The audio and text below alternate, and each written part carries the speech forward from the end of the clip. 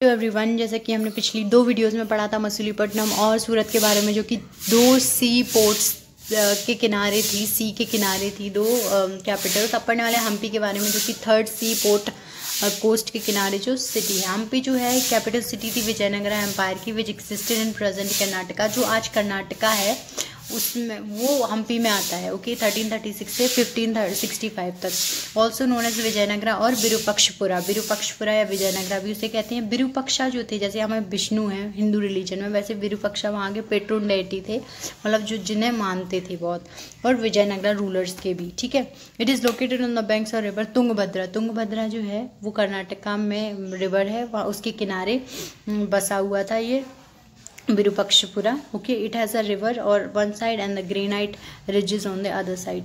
Granite ridges मतलब जो खदानें होती थी ग्रेनाइट्स की, जहाँ पे ये बहुत ही इम्पोर्टेंट मटेरियल था एक, वो पाया जाता था।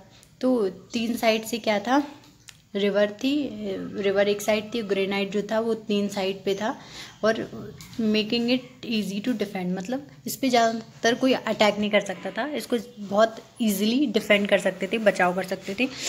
फिर तो विजयनगरा एम्पायर जो था कब बनाया था, 1336 हरिहरा और बुक्का के द्वारा ये बनाया गया था। It reach its glory during the reign of Krishnadevaraya who rule from 1509 to 1529। तो हमने पढ़ा था कि जो मुगल रूल था वो अपने टॉप पॉइंट पे कब आया था, जब अकबर ने रूल किया था। तो जो विजयनगरा है वो अपनी टॉप ग्लोरी पे कब आया, सबसे ज़्यादा उसको महत्व कब मिला, जब कृष्णदेवराया आए, एक रूलर थे जो विजयनगरा के, ठीक है। The empire attack many foreign travellers who left and details account of the empire and its capital. तो इसने क्या किया, empire attacked many foreign travellers, जो फॉरेन ट्रैवलर्स थे तो उनको बहुत मतलब अटैक किया ताकि उनका एम्पायर बचा रहे। Okay, some of these travellers were Niccolo Conti from Italy, Domingo Paes from Portugal and the Persian emissary Abdul Razzaq ने बहुत सारी बातें लिखी थी विजयनगरा के बारे में। तो ये इनकी कंट्रीज फॉरेन ट्रैवलर्स पे अटैक किया था। ओके, जो ये सी के थ्रू आते थे तो इन पे बहुत अटैक हुआ। The accounts of Domingo Paes provide vivid description of the empire. जो डोमिंगो पायस था उसने जो लिखा था, एक राइटर था, उससे हमें पता चलता है विविड मतलब बिल्कुल लिजिट था, सही था, जो विजयनगरा एम्पायर में हो रहा था। He had visited the court of Krishnadevaraya and wrote about the capital Hampi, its people and its economy. जो कृष्णदेवराया था उसके टाइम पे आया था डोमिंगो, एंड उसने कैपिटल हम्पी के बारे में लिखा, उसकी लोगों के बारे में और अर्थव्यवस्था के बारे में लिखा था। ओके, सो अब क्या है, the Vijayanagara empire was rich in resources which ensured a thriving economy for the capital city Hampi. जो विजयनगरा था उसके पास बहुत सारे रिसोर्सेज थे, इसीलिए थ्राइविंग मतलब बढ़ रही थी इकोनॉमी। कैपिटल सिटी हम्पी बहुत ज़्यादा प्रॉस्पेरिटी थी, उन्नति कर रही थी। The empire was prosper because of its trade in the precious stone, gold and spices such as pepper and cardamom. तो किस लिए बढ़ रही थी, प्रीशियस जो थे गुड्स थे, कमोडिटीज़ थी, वो क्या कहती हैं, stone, gold and spices. Gold बहुत इंपॉर्टेंट है, कृष्णा नदी में आज भी गोल्ड पाया जाता है, सच एस पेपर मतलब जो मिर्च वगैरह, स्पाइसेस वगैरह हैं। और कैराडमम क्या, अदरक, ये स्पाइस है, या फिर इलायची इसको बोलते हैं।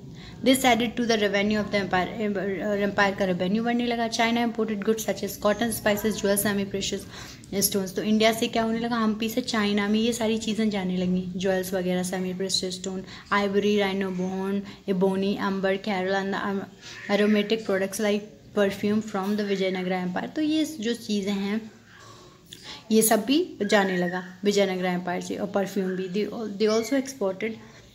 They also exported goods of Aden, Rome and the Myanmar, copper, mercury, vermilion, carol, saffron, colored velvets, rose water, knives, silver and were the main items to import. तो उसने क्या किया कि जो एडन था, रोम था, ठीक है, वहाँ से, रोम इटली में है, वहाँ जो क्या हुआ, वहाँ के आइटम्स क्या हुए, एक्सपोर्ट होने लगे। और ये सारे जो मेटल जो आइटम्स थे, ये सारे ये जो है वो इम्पोर्ट होने लगे। ओके, ये जो मैं बता रही हूँ ये सब मेन आइटम इम्पोर्ट के थे। Many magnificent medieval monuments temples can be found at the Hampi. Virupaksha temple, Hazarama temple and the Vitthala temple are some of the important example. तो ये जो है विजयनगरा में ये टेम्पल्स पाए गए थे, बिठाला, ये सब। The Vitthala temple which was constructed during, Vitthala temple जो था वो कब कंस्ट्रक्ट हुआ था, कृष्णदेवराया के टाइम पे। Is considered crown glory of the Hampi, Vijayanagar temple Hampi के द्वारा बहुत जाना जाता है और हम्पी का एक स्मारक कहा जाता है। Craft and the technology, a large variety of crafts and occupation existed in medieval India. तो बहुत सारे क्राफ्ट थे मिडिवल इंडिया में, क्राफ्ट और ऑक्यूपेशंस थे मिडिवल इंडिया में। Some of the word stone cutters, mason, carpenters, जो स्टोन को काटते थे, स्टोन पत्थर को काटने वाले, मेंसन्स जो मेंशन बनाते थे, कारपेंटर्स, एक कारपेंटर्स को तो जानते होंगे ना, जो लकड़ी का काम करते हैं, ओके, वो सब। वीवर्स, टेलर्स जो कपड़े सिलते हैं, जो बुनते हैं, oil pressures, painters, shoe maker. A demand for luxury goods were created because of the lavish life style of the upper class. जो अपर क्लास था, लेविश मतलब बहुत ज़्यादा महंगी लाइफ स्टाइल थी अपर क्लास की, इसीलिए ये जो बहुत ज़्यादा लग्जरी आइटम्स बनाए गए ताकि वो उन्हें लाइक करते थे, ओके, आइटम्स को। In medieval India the Bengal was thriving centre of the commerce. Medieval India में बंगाल एक बहुत ज़्यादा ऐसा सेंटर था जहाँ पे बहुत ज़्यादा प्रॉस्पेरिटी, उन्नति आ रही थी। Commerce which produce fine textile, जो कॉटन है वो प्रोड्यूस होता था। Not only cotton, luxurious silk was produce under Mughal patronage. तो मुगल के टाइम पे कॉटन और लग्जूरियस सिल्क भी प्रोड्यूस होता था बंगाल में, okay. The British and the Dutch merchant exported this textile to Europe and other parts of Asia. तो जो ब्रिटिशर्स थे वो क्या करने लगे, आप इन चीज़ों को एक्सपोर्ट करने लगे बंगाल से एशिया के पार्ट्स में भी और यूरोप में भी, क्योंकि डच यूरोप से थे। Sugar was major item of import, और जो शुगर था वो इम्पोर्ट का आइटम था इंडिया में। Goods such as furniture, jewellery, perfume etcetera पर manufactured and the imperial karkhana, जो कारखानाज होते थे जहाँ पे रॉयल हाउस होल्ड की नीड्स के सामान बनते थे, वहाँ पे ये परफ्यूम वगैरह बनने लगे, ज्वेलरी और furniture. Villages also produce goods but on a smaller scale. Villages में भी ये गुड्स बनते थे लेकिन बहुत छोटी मात्रा में। Technology, the Indian craftsman were commendable. According to the British writers of this period, the Indian craftsmen made copies of model ship and the silk weavers could copy the most intricate European pattern. तो जो silk viewers थे उन्होंने copy करना शुरू कर दिया जो foreigners के गुड्स वगैरह थे उनकी, जिस तरीके से वो बनाते थे, okay. Now internal and the foreign trade, तो ट्रेड हो रहा था क्योंकि ये पोर्ट सिटीज़ थी, ये इनमें जो सामान प्रोड्यूस होता था वो दूसरे देशों में जाता था और जो दूसरे देशों में प्रोड्यूस होता था वो यहाँ पे आता था। मिडिवल इंडिया बहुत internal and the foreign trade, internal भी था और फॉरेन में भी था। Important items from internal trade include textiles from Bengal, spices from Kerala, rice and the sugar from the Kannauj।